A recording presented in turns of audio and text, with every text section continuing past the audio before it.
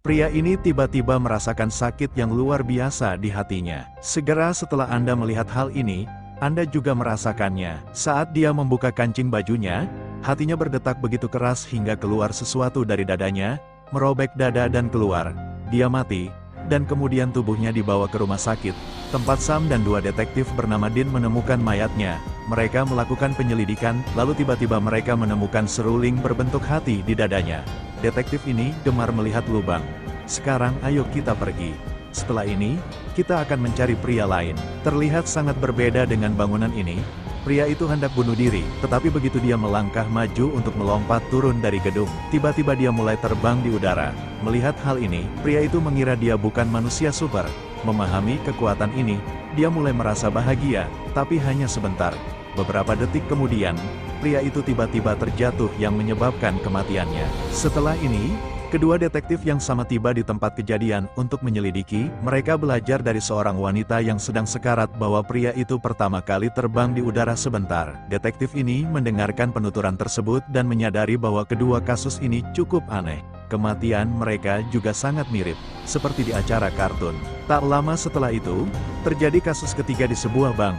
Seorang penjaga keamanan sedang mencoba menangkap pencuri, tetapi tiba-tiba, entah dari mana, sebuah balok besi besar jatuh di atasnya. Dia jatuh dan mati, dan pencuri itu mencuri semua uang, melarikan diri dari lubang yang ada di dinding. Ketika detektif memeriksa lubang hitam tersebut, mereka menyadari bahwa ini lebih dari sekedar tembok. 3 orang telah meninggal sejauh ini, namun hingga saat ini, mereka belum menemukan tindakan yang signifikan terhadap kasus tersebut. Sam menyadari bahwa ketiga pembunuhan tersebut terjadi di tempat yang sama di mana pencurian terjadi, dan semua korban adalah orang-orang lanjut usia yang tinggal di rumah jompo yang sama.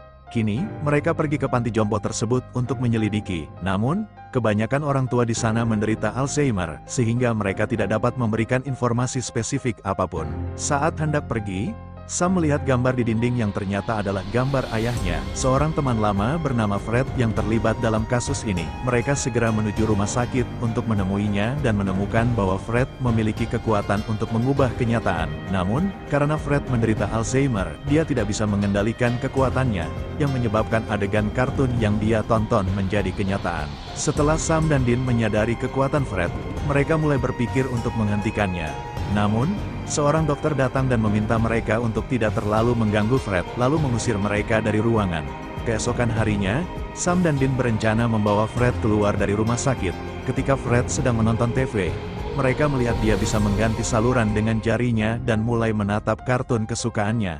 Sementara orang-orang di sekitarnya merayakan ulang tahun seorang wanita tua. Namun, sebuah adegan di TV menunjukkan karakter yang memegang bom. Dan setelah ledakan, bom tersebut menjadi kenyataan. Untungnya, tidak ada yang terluka parah.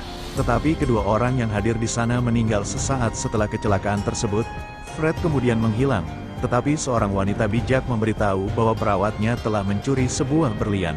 Detektif segera menangkap perawat tersebut, yang kemudian mengaku bahwa gelang tersebut diberikan oleh pacarnya. Setelah menyadari ada yang salah, detektif pergi ke rumah pacar perawat tersebut. Di sana, mereka menemukan bahwa pria tersebut menggunakan kekuatan Super Fred untuk membunuh detektif saat mereka mencoba menghentikannya. Pria itu kemudian mengungkapkan bahwa beberapa minggu yang lalu, dia secara tidak sengaja menumpahkan sup pada Fred.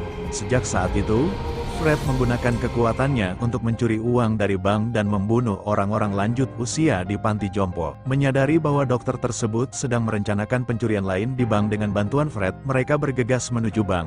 Namun, ketika mereka tiba, mereka melihat lubang hitam yang sama di luar tepi sungai dan dokter yang berusaha melarikan diri.